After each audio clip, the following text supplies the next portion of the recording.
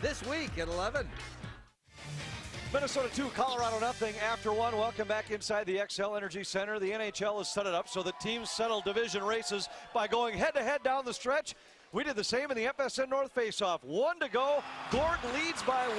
You, the fan, will determine who is the champion this year by sending us a text message to 612-812-WILD. After the event, text either Gorg or Greenlay to determine the winner. Guys, we start out with reflection on this year's NHL season. There were a lot of big stories throughout the year, including the Peter Forsberg sweepstakes. In your opinion, what was the biggest story throughout the season this year? Well, the story is still unfolding before our eyes. Of course, it's out in Pittsburgh. They win today, but it's all about Sidney Crosby.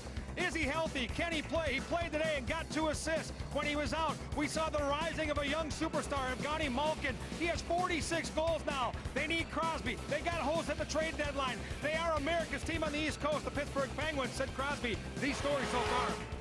I think something that's carried through this entire season has been suspensions. A lot of people have talked about them all year long, and it's a tough job to decide who has to sit out. But I think there needs to be more equity in the decision-making for suspensions. You have Pronger with only 8 games for doing something very similar that Simon got 30 games for. And for the Wild, they have had some trouble as well. Foster breaks a femur. There's no suspension for the guy that pushed him into the boards. There needs to be more equity in this decision-making process. Guys, if the season ended right now, Minnesota would play host to Calgary in the first round of the playoffs. Other than the Flames, who would be the most intriguing first-round opponent for Minnesota?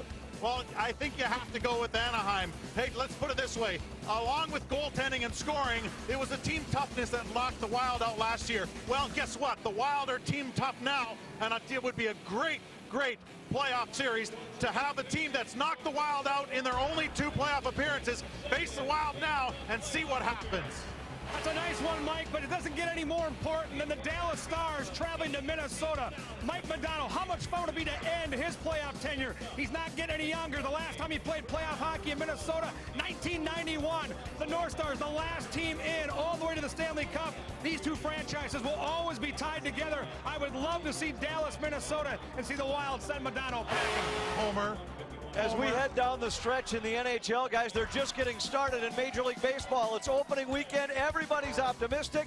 Who wins this year's World Series? Take a good look at this hat. This is the hat that was worn in 1908. For 100 years, they've been saying, wait till next year. You know about the Billy Goat. You know about Bartman and the foul ball. It's time. Cubs baseball is back. They've waited 100 years to say it. Lou Piniella calling the shots. Derek Lee, Alfonso Seriano, and Zambrano in something called Fuku Dome. I like the Cubs to win the World Series. Play ball. You could take that argument and throw it back to 1908, because I'll tell you what, the Red Sox are going to be the ones that are going to take it. Why? They have big bats, they have big pitchers, and Ortiz has MVP numbers since he left Minnesota. I'll tell you what, simply put, been there, done that, they're going to do it again.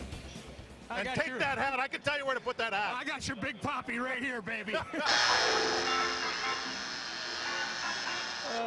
Now, what a fitting way to bring this to an end, guys, with the slapshot horn. Remember, fans will determine who wins not just tonight, but for the season. Text either Gorg or Greenlay to 612-812-WILD. We'll have the results in the post-game edition of Quest Wild Live. Stats and highlights from the first period.